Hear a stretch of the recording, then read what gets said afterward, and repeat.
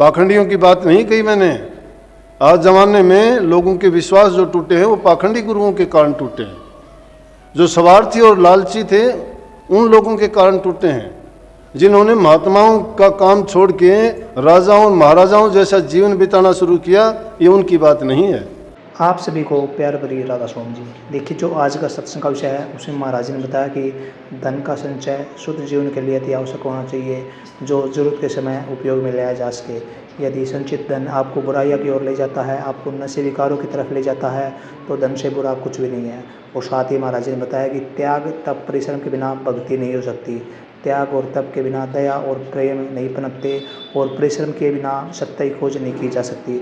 महाराज जी ने बताया कि परमात्मा को पाने के लिए बहुत ही सरल उपाय है, हम गुरु के चरणों में जाए। उनको पाने के लिए जटिल कुछ नहीं करना, बस सरलता को अपनाना है, और हम सरलता को अपनाकर अपने जीवन को शुद्ध पवित्र और प्रभु को पा सकते हैं। और साथ ही महाराज जी ने बहुत प्यारी प्यारी बातें सत्संग में बताई है। तो चलिए आपका कीमती समय लेते सत्संग को शुरू करते हैं। कृपया सत्संग को पूरा सुनकर पुण्य भागीदार अवश्य बनिए। राधा स्वामी। लेकिन वक्त जो हाथ से निकल जाता है वो फिर वापस नहीं आता। वक्त के हाथ में रहते हुए हमें सारे काम सोच समझ विवेक के साथ करने चाहिए। किसी का दिल नहीं दुखाना चाहिए। अपनी ओर से हमें ये प्रयास करना चाहिए कि हम तन से मन से धन से जितना भी किसी की मदद कर सकते हैं उतनी करनी चाहिए। जितनी किसी को सुख सुविधा खुशी दे सकते हैं हमें देनी चाहिए, क्योंकि मनुष्य का चोला बहुत बड़ा इनाम है, एक तोहफा है, एक पारितोषिक है जो हर जीव को नहीं मिलता। पिछले कितने अच्छे जन्म, कितने हमने पुण्य कर्म किए होंगे जब इंसान का चोला मिला है। और इंसान का चोला इसलिए नहीं मिला कि हम दुनियादारी के झगड़ों में, आनंद में, रस में फंस के अपने जीवन को बर्बाद करें, बल्कि ये अवसर इसलिए दिया गया कि प्रभु की भक्ति करके पिछले जन्मों में जो भी हमारे से बुरे कर्म पाप कर्म हुए हैं उन सब कर्मों के कर्ज को अदा करके इसी जीवन में प्रभु की भक्ति करके उनके चरणों में पहुंच जाएं और सदा के लिए अमर हो जाएं। और उसके लिए हम सही रास्ते और सही दिशा पर चले हैं, क्योंकि मनुष्य का चोला मिलने पे गुरु की शरण और सत्संग मिल जाए तो क्या कहना। संतों की तो एक घड़ी की संगति भी बहुत अच्छी होती है। दुष्टों का कितना ही लंबा साथ हो वो इंसान को अधोगति में, नीच गति में, बुरे कर्मों में, पाप कर्मों में फंसा के उसके जीवन का समय का नाश कर देता है। अगर इंसान कुछ लेना चाहता है तो इससे बढ़ के कोई अवसर उसको नहीं मिलता कि वो सत्संग में जाके महापुरुषों के वचन सुन के अपने अंदर झांके कि महापुरुषों ने जो उपदेश दिया है उनमें से हम में कौन कमी है, कितनी गलतियां हम करते हैं, दोहराते हैं, और उन गलतियों को हम कैसे सुधार सकते हैं। जब तक उन गलतियों में पड़े रहेंगे तब तक हम अच्छे रास्ते पे नहीं जा सकते। भक्ति तो दूर की बात है। भक्ति के लिए बड़ी पवित्रता, शुद्धता और आदमी का स्वच्छ मन होना चाहिए। उनमें किसी प्रकार की मलिनता नहीं रहनी चाहिए। या तो हम सत्संग के मायने नहीं समझते हैं और ना ही गुरु के महत्व को जानते हैं, इसीलिए हम सत्संग में आते हुए भी गलतियों को दोहराते हैं। इस चीज़ को महसूस करने के लिए एक आम बात है, हर जीव को ये समझना चाहिए परमात्मा दुष्ट में भी रहता है, धर्मात्मा में भी रहता है।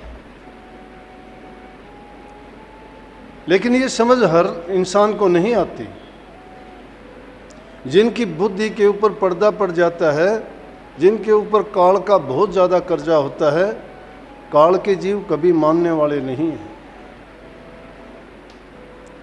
परंतु संतों की संगति मिल जाए, संत उसको सुधारते हैं, उसके जीवन को बनाते हैं, किसी न किसी बहाने से उसको सही रास्ते पे लेके आते हैं, चाहे उसके कितने भी बुरे कर्म क्यों ना हो। एक समय की बात है, एक साहूकार आदमी था, लोगों को ब्याज पे पैसे देता था। जमींदार आदमियों की फसल होती थी, उस पर उनसे जाके अपना अनाज के रूप में सारा का सारा उनसे ले लेता था, क्योंकि ब्याज लगा के उनसे सब कुछ करता। एक गांव में एक बार गया तो एक जमींदार से उसने सब कुछ छीन लिया, उसके पास कुछ नहीं छोड़ा उसने खाने के लिए, अनाज नहीं रहा। उसका सब कुछ लेने के बाद चलने लगा। गांव अच्छा था, उस गांव में से कोई भी उसका सामान ले जाने के लिए तैयार नहीं हुआ। आजकल की तरह से यातायात के साधन थे नहीं, वो कैसे लेके जाए। एक महात्मा ने सब कहानी देखी थी, महात्मा बैठे हुए थे। उन्होंने जब ये देखा तो उन्होंने सोचा कि साहूकार की आंख खोलनी चाहिए, इसके अज्ञान का पर्दा हटाना चाहिए, इसको रास्ता दिखाना चाहिए कि इस संसार के पदार्थों को पाके दूसरे जीव को जीव नहीं समझता है, कितने पाप कर्म में अंधा होके ये जो कर्म किए जा रहा है इसको कितना दुख देता है, इसको पता नहीं है कि इसके बदले में इसको क्या मिलेगा। इसीलिए संतों के बारे में कहा ना कि संत बड़े परमार्थी, घंजू बरसें आ तपन भुजाम और की अपना पुरुष ला।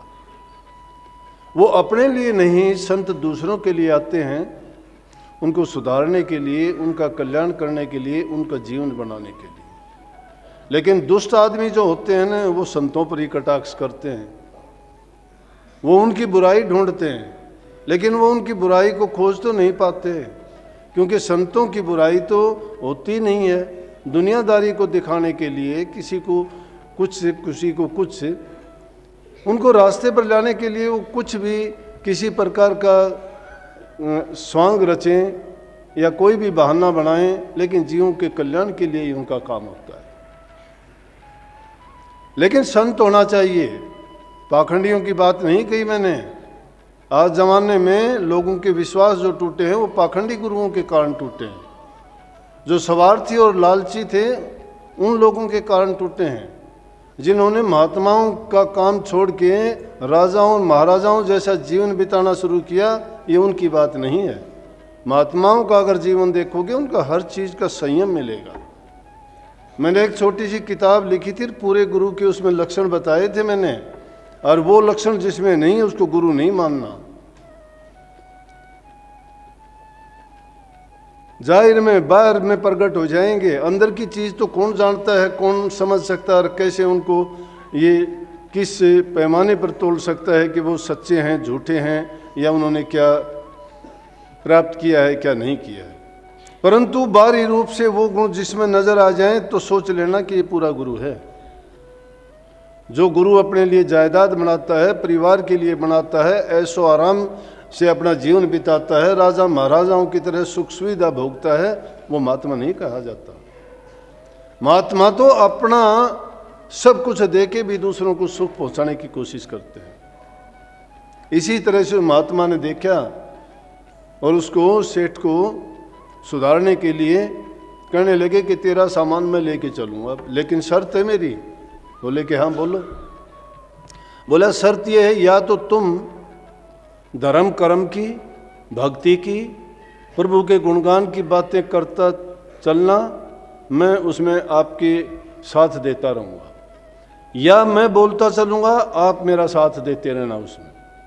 सेठ ने सोचा कि इससे ज़्यादा अकलकांदा कौन मिलेगा। बोला मुझे पैसे की ज़रूरत नहीं है, कोई कुछ नहीं लूँगा, तेरा सामान लेके चलूँगा।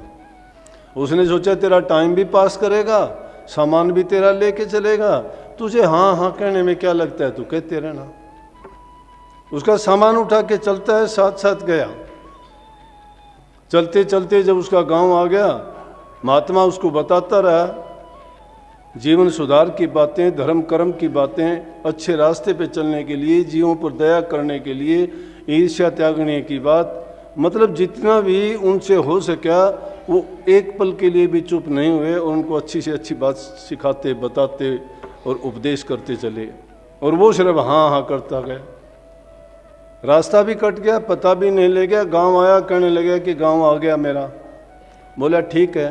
उसने सोचा कि इसने तो सारा काम कर लिया, लेकिन समझ नहीं आई। आखिर में ये कहा, सेठ जी एक काम करना। बोले कि हाँ, कि आज से 7वें दिन आपकी मौत हो जाएगी, लेकिन ये मेहरबानी करना कि 7वें दिन जब मौत हो जाए और वहाँ जाके आपको जब पूछा जाए तो तुम ये कह देना उस महात्मा के दर्शन करवा दो मेरे को।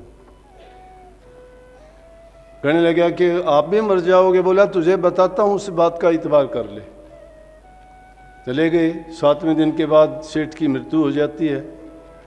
मृत्यु होगी तो जाने के बाद उसका जब खोला गया, जो कर्म किए थे उसका हिसाब किताब देखा गया। पूछने लगे कि बताओ भाई, कोई अच्छा काम किया इसने?